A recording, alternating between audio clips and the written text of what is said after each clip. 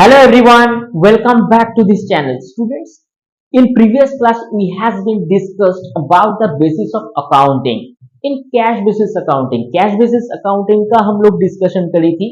आज की क्लास में हम लोग actual basis of accounting systems के बारे में कुछ डिस्कशन करेंगे एंड ऑब्वियस रीजन में और एक प्रॉब्लम को भी हम लोग सॉल्व करते चलेंगे जहां पे हमें क्लैरिटी मिल जाएगा कि एक्चुअल बेसिस के अंदर कौन कौन से कॉन्सेप्ट या उसमें होता क्या है. तो पहले हम लोग समझेंगे कि actual basis of accounting is an accounting systems which accounting systems and records revenue and expenses as they are earned or incurred, not as cash received or cash paid respectively. This basic of the accounting arise from the concept of periodically. मतलब इसका मतलब ये है कि ये एक endless record होता है बिजनेस ट्रांजेक्शन के थ्रू. फॉर एग्जाम्पल किसी एक दुकान पे आप जाते हो, ठीक है, राइट. तो ये हो गया इनकम, ये हो गया रिसीप और ये हो गया पेमेंट. तो रिसीप और पेमेंट के अंदर आपको आप रिसीव करते हो सपोज 100 रुपए का.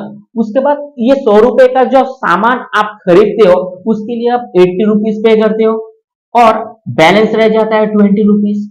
फिर दोबारा जाके आप क्या करते हो 60 रुपए का खरीदारी करते हो. तो इसमें हो जाता है 60 और 20 80. तो इसमें से सिर्फ और सिर्फ आप पेमेंट करते हो 50 रुपीज का. तो उसके बाद आपके पास 30 रुपीज रह जाता है, ठीक है. उसके बाद अगेन आप क्या करते हो, आप 50 रुपीज का एक खरीदारी करते हो. तो आप इसमें आप 60 रुपीज पे कर देते हो. यानी आपके पास 50 60 70 80 80 के बाद 60 आप पेमेंट कर देते हो. तो 20 आपके पास इस बैलेंस में आपके पास क्या होता है, बैलेंस रह जाता है. तो ये कंटिन्यू फॉर्म के अंदर ये होते ही रहता है. मतलब over the 10 years of periodic of the time. जैसे हम लोग दुकान पे, हम किराने की दुकान पे क्या करते हैं, हम लोग चालू करी थी और 10 साल तक वो कंटिन्यू फॉर्म में चलता है. यानी हम लोग कभी फुल पेमेंट नहीं करते, मतलब कर भी देते हैं तो एडवांस पेमेंट के साथ वो कैरी फॉरवर्ड हो जाता है. फिर जाके हम लोग सामान खरीदते हैं, उसमें फिर डेफिशिएंसी आता है और हम लोग फिर जाके उसमें रिफिलिंग कर देते, रिपेट कर देते. तो ये कंटिन्यू फॉर्म में ये चलते जाता है, ठीक है. तो ये एक्चुअल बेसिस है और ऑब्वियसली ये डबल एंट्री सिस्टम्स के अंदर ही आता है. तो स्टूडेंट्स, तो इंपॉर्टेंट कुछ फीचर्स है, चलिए हम लोग इसको जानने की कोशिश करते हैं. It takes into account payment और एक्रूअल्स. ये एक्रूअल्स होता तभी है जब इसमें कैश और रिसीव ये दोनों सिस्टम्स एक साथ, मतलब ये होता है लेकिन कैश पेड रेस्पेक्टिवली, मतलब ये, लेकिन ये बेसिस ऑफ अकाउंटिंग सिस्टम्स का मतलब ये कैश में नहीं होता है, ठीक है. वो अर्न होता है और इनक्लूड खर्च होता है लेकिन वो पेमेंट नहीं होता है. मतलब सीधा सीधा बात को हम लोग समझेंगे तो ये हो जाता है उधारी पे बिजनेस, ठीक है. तो उधारी पे लेन देन और पेमेंट करना, बट कुछ तो भी बैलेंस भी यहाँ पे रह जाना. Next, it is the books of the double entry systems of book keeping. Book keeping में जब आपका रिकॉर्ड करने का अब टाइम आएगा तो आप डबल एंट्री सिस्टम्स के अंदर ही इसको एन्यूमरेट और कंप्यूटिंग करोगे. This method is not suitable for the terminable venture.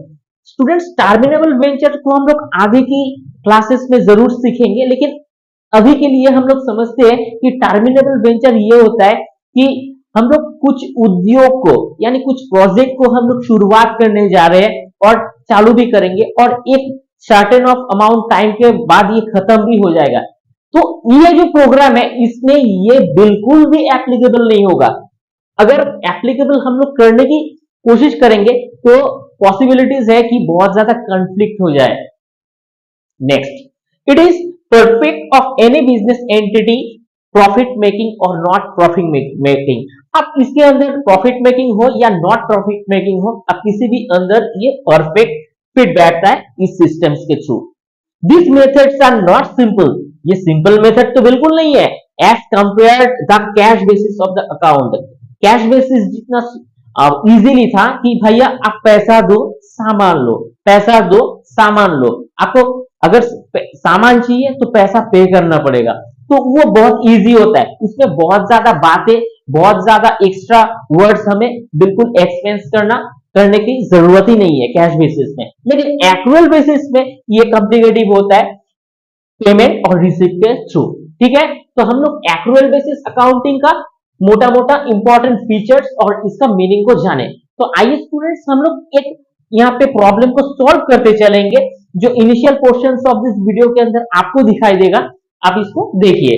तो doctor P Srinivasan started has income and expenses for the year. Some important information we are getting: fees received in cash, rent of chamber paid, rent of chamber in advance, fees accrued but not yet received, salary of compounder paid, salary of the compounder outstanding. तो students चलिए इसको हम लोग solve करने की कोशिश करते हैं।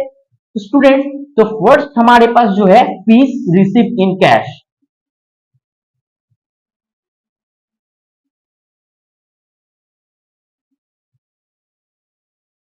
तो स्टूडेंट्स यहाँ पे फीस रिसीव इन कैश इसका जो अमाउंट है ये 35,100 है। इसके साथ हम लोग ऐड कर देते हैं, इसके साथ हम लोग ऐड कर देंगे यहां पे fees accrued but not yet receive.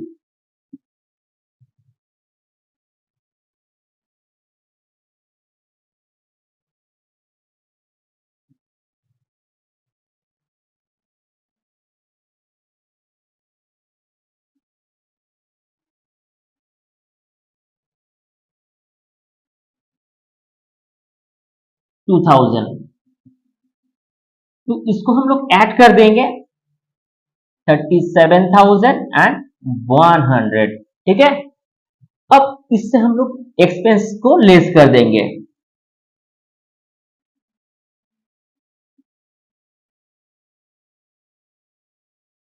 तो एक्सपेंसेस में कौन कौन सा पॉइंट्स यहाँ पे आएगा?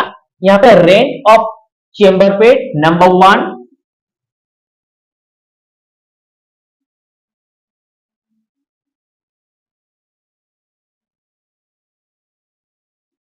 Students rent of chamber paid का जो अमाउंट है 10,800, इससे हम लोग लेस कर देंगे। यहाँ पे लेस कौन सा होगा? Rent of chamber in advance, हम लोग यहाँ पे लिखेंगे रेंट पेड इन एडवांस।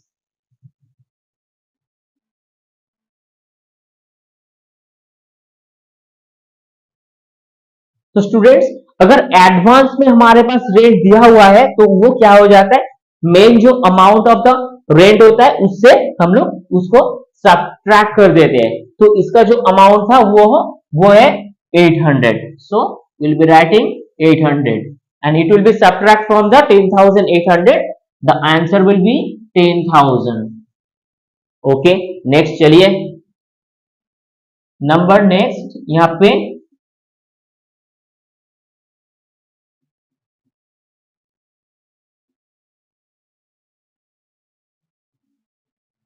यहाँ पे सैलरी ऑफ कंपाउंडर पे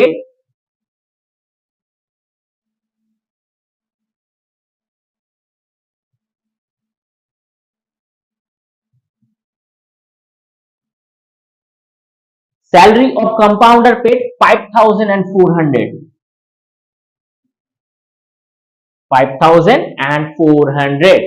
बट यहाँ पे सैलरी ऑफ कंपाउंडर आउटस्टैंडिंग भी है, मतलब अभी तो हमें 5,400 पे करना है, उससे पहले और भी देना था हमारे पास, वो आउटस्टैंडिंग अभी रह गया है, कंपाउंडर जी को और भी 500 देना है। तो हम लोग क्या कर देंगे यहाँ पे add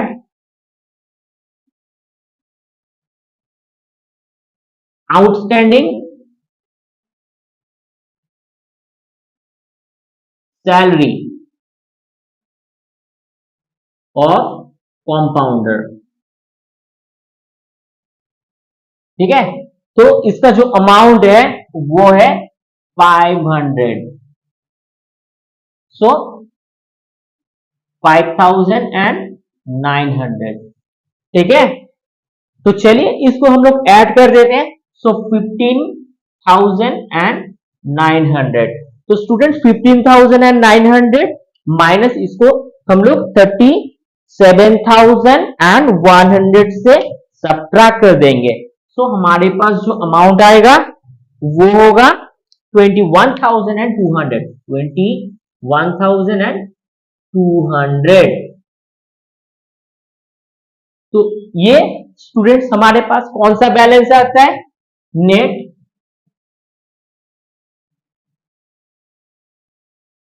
income after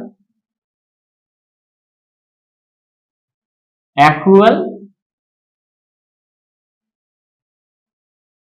basis of accounting. ठीक है, तो स्टूडेंट्स ये हमारा जो बैलेंस आता है, तो हमारे पास 21,200 जो बैलेंस हमारे पास बिल्कुल रेडी है। आप इसका स्क्रीनशॉट ले लो।